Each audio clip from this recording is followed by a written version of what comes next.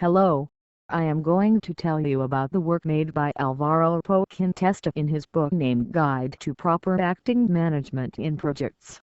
He is a project manager certified by the PMI and he introduces an emerging concept in project management. It is about proper acting management in projects. The good practices that I will mention should not be ignored.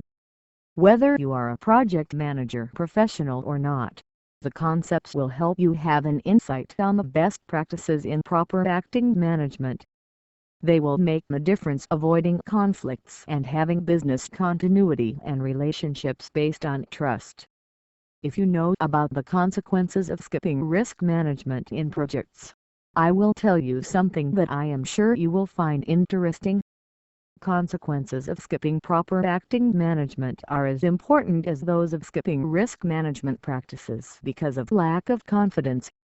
The book talks about proper acting management. Let me explain how it works and the concepts involved. An act is considered to be malicious if the actor is aware that it will have negative consequences. Being aware means that one knows what the result may be.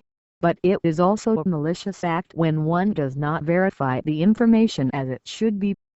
Proper acting does not only imply that we are conscious of not causing negative consequences to someone else, but we also need to base ourselves in reliable information to ensure that. For there to be a malicious act, there must be intent, and this implies that there is awareness.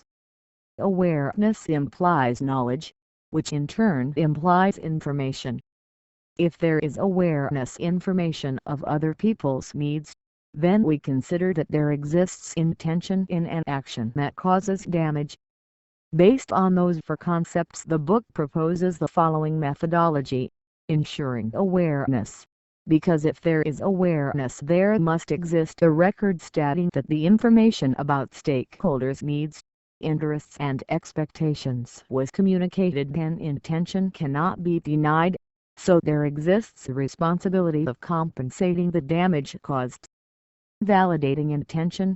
There is always the possibility of misunderstanding or miscommunication, so it is imperative that intentions are clearly validated against expectations. Verifying action. Likewise, actions may occur that cause damage. The key point is to identify in time when they occur and to determine if they were intentional. Because of this, it is mandatory to verify that those actions have caused no damage. Compensating damage. Finally, it is essential that if there are damages due to malicious acts, they are compensated. Otherwise management fails. The reason is usually because of lack of support and commitment, which must be obtained in the startup phase. The benefits are: builds credibility. Credibility comes as a result of regular reporting about proper acting management performance, following a formal methodology. Eases conflict resolution. Provides tools to prove or discard malicious acts that may arise conflicts. Eases negotiation. Supplies a true environment of trust, suitable to negotiate options and reach agreements. Improves communication and relationship. Generates communications that prove proper acting, which improves relationships. Creates a good experience satisfaction in an environment where there is a permanent perception of proper acting. A sense of satisfaction is easily achieved. Generates relationships of trust and continuity. When relationships based on trust are achieved, their continuity is a natural result. This guide defines 3 levels of application. Level 1. Best practices and guidelines are followed, but no formal processes are implemented, nor there exists strong support for this management. This is properly for trusted environments. This level is only suitable for projects with few stakeholders, with a certain level of trust among them. The only goal is to prevent misunderstandings or misinterpreted acts in order to avoid conflicts. Level 2. Proper acting management is performed by a person assigned to this role. who is responsible for the implementation of the processes defined in the methodology. There is strong support for this management. This is the normal use of the methodology. This is the appropriate level to build a legitimate environment of trust because proper acting management is formally managed, and this management has the adequate support. Level 3. This level should be implemented in environments where the existence of negative precedents or previous bad experiences among the stakeholders cause a bad disposition or the risk of imminent conflicts. This is for conflictual environments. In this case, applying the methodology at its strongest level will avoid conflicts and may even heal the relationship if there exists good intention among the stakeholders.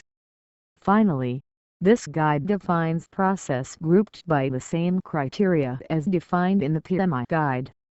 For the initiating process group, Process 1, obtaining support for the management. Process 2, communicating that proper acting will be managed. For the planning process group, Process 3, planning awareness assurance. Process 4, planning intentions validation. Process 5, planning actions verification. Process 6, planning damage compensation. For the executing process group, Process 7, ensuring awareness. Process 8, validating intention. Process 9, compensating damage. For the monitoring and controlling process group, Process 10, verifying action. Process 11, reporting management performance. For the closing process group, Process 12, sharing best practices and lessons learned. Process 13, registering the management level of success. Process 14, closing contracts. I invite you to visit the webpage and download the guide. You can find the link below. You will find it easy to apply and have very useful concepts. Thank you for your attention.